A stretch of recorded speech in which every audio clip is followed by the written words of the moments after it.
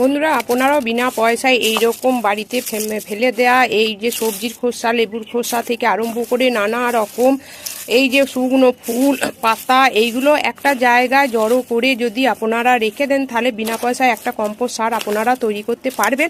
আমি প্রত্যেক দিন এইরকম একটা বড় বালতির মধ্যে এইরকম এই সবজির খোসা, তা গাছের পাতা থেকে ফুল থেকে আরম্ভ করে সমস্ত রকম যা থাকে সব কটা রান্না করা তরকারি ছাড়া এইগুলো একটা পাত্রের মধ্যে জমা করে রেখে দিই এবং সারা দিনটা এটা রোদ খাওয়াই। রোদ খাওয়ার পর আমি রাত্রেবেলায় ঢাকা দিয়ে রেখে দিই।